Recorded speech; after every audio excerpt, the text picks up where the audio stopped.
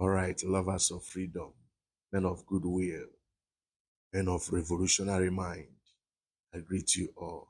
Please, I would like you guys to watch and listen to the analysis of this lady and the other man about Ibrahim Traore, how the guy emerged, how the guy came into office as the military head of state of Burkina Faso. And ever since he have, you know, became the military head of state, ever since he have been in control of Burkina Faso, you will see how he has turned things around in a very short space of time. He has changed a lot of things. He has become game changer, changed a lot of things. So I want you guys to pay attention and listen to the analysis of this, our sister, an African lady, and this white guy. Because one thing about white people, there are people, they are citizens. There are some who have good conscience. Now there are men, and there are politicians that technocrats. Now them be the problem we will get. Because they believe that Africa property or Africa belongs to them. So I want you guys to pay attention and see the accounts. That is why it's good to be good. If you have opportunity to serve your people selflessly. Good name worth more than gold and silver. Ibrahim Traore have written his name on a gold of marble. Generations to come will read about Ibrahim Traore, and generations to come will wish that they witness him as we are seeing him doing all these things he's doing. You know, when we read about Thomas Sankara, read about Patrice Lumumba, read about a lot of African great mind revolutionaries, will be wondering, will be watching somebody like us, or mainly a historian. If you're historian inclined, you'll be imagining what was playing there. If you're a historian, as you are reading about them, you will be visualizing how the whole events were unfolding then. You know? So it's a thing of joy when you get opportunity to serve your people. Forget about these riches. Forget about riches. Money is not everything. At the end of the day, you will buy and leave all those money. What about the legacy? Today we are speaking good of these great minds that fought to liberate Africa. You know? So I want you guys to pay attention. Listen to the analysis. The analysis are top notch. Please, if today is the first time of coming across our channel, this is Biafra Watchman TV. Like, subscribe, and share. I greet you all. Peace and love. Now, watch, listen to the analysis. I got a smile on my face because today I'm talking about Burkina Faso, and specifically its leader, Ibrahim Traore, and how he came to power and what that power looks like and means to black people everywhere. When I tell you this story, it's just, first of all, you know how I love facts. So I'm only going to give you the facts. So Burkina Faso had a corrupt leader who bowed down to the colonizers from France. And one man stood up and said, enough is enough.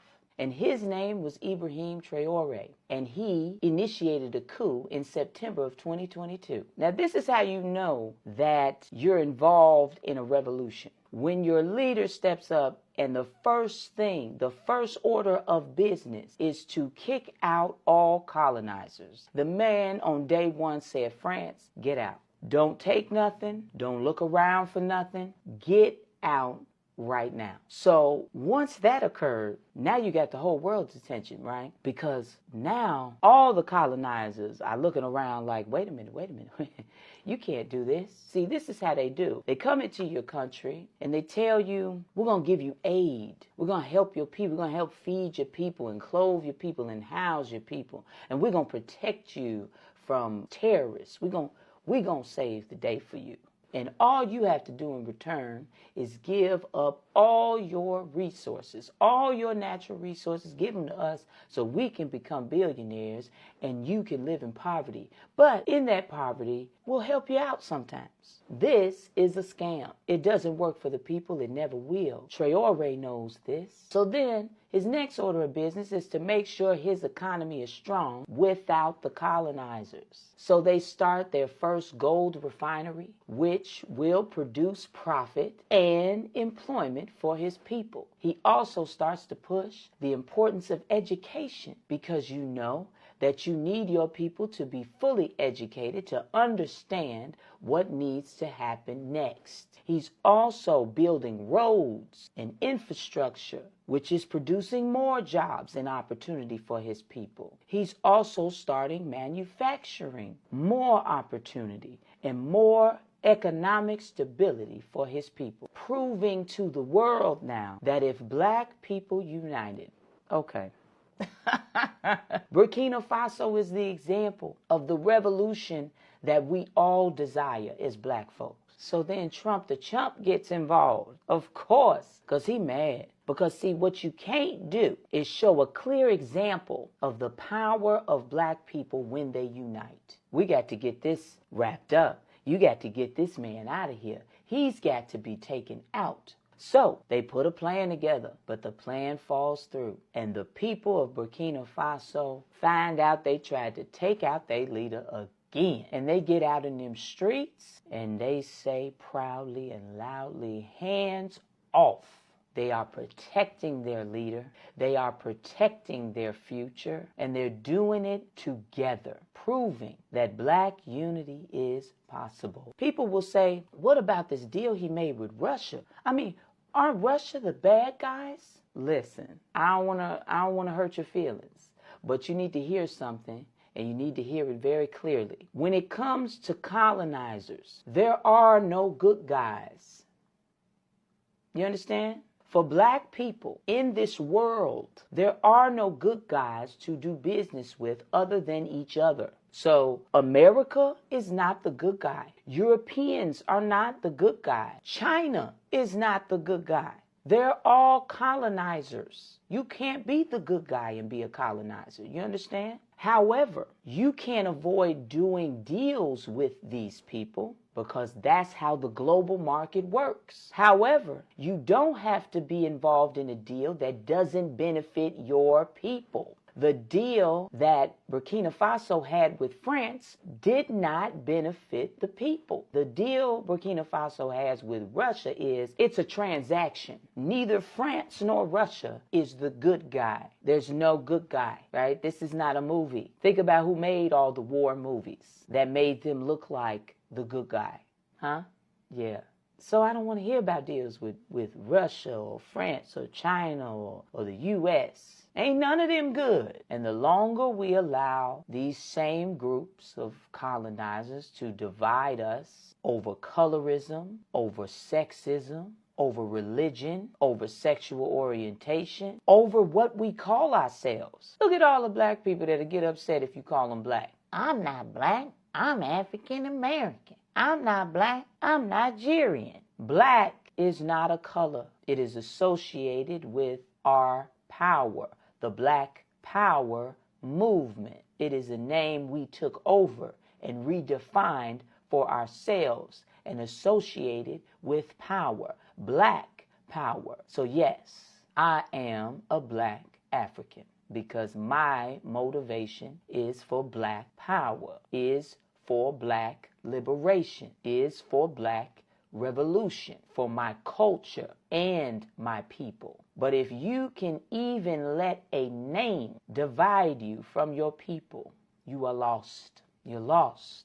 Only together will we see our black liberation. Only together. For those of you who can make it to Chicago June 7th, I will see you at our Black Unity Rally, where we will be discussing our future and where there will be many opportunities for you to sign up to get involved in the revolution.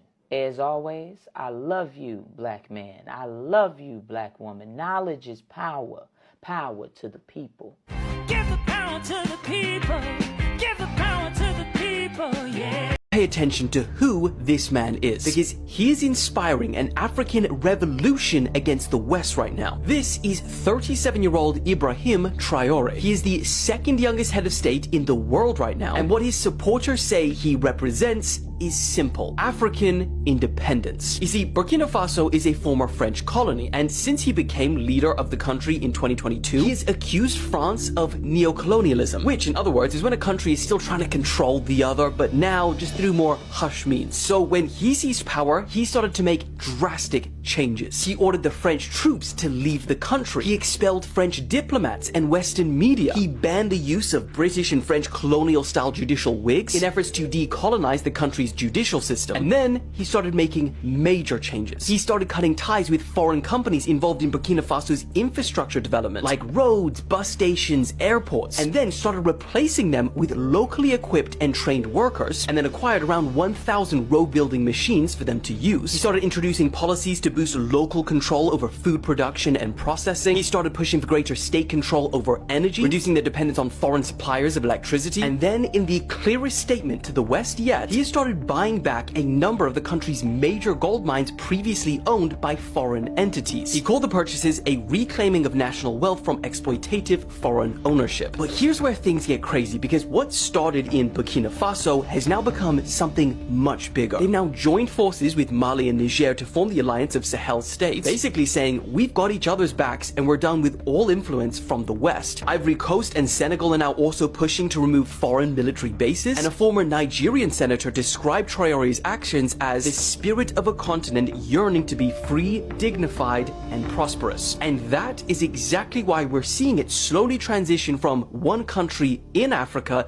to Africa as a whole. Because the question that's increasingly being asked is, why is such a resource-rich continent that literally powers the world so poor themselves? Now, here's the problem. We've seen revolutions like this in Africa before, and they haven't ended well. Back in the 1980s, Thomas Sankara led Burkina Faso with almost the exact same vision Traore has now, rejecting foreign aid, nationalizing roads and railways, and calling for true African independence. But just 4 years later, he was assassinated. His policies were reversed, and French firms regained contracts for roads, railways, and ports in Western Africa. So is Traore walking that same path? We don't know. But there are reports that he has survived 19 assassination attempts in 2 years. However, not all those claims have been verified. And it's also important to note that Traore has his critics. Some call him a dictator because he rose to power in a coup. He's postponed elections, he's banned the media, and he's cracked down on dissent, and critics saying no country has ever developed under democracy. So the question is, what do you think? Is this just another dictator grappling for power, or the man to ignite a long-needed change for Africa? The world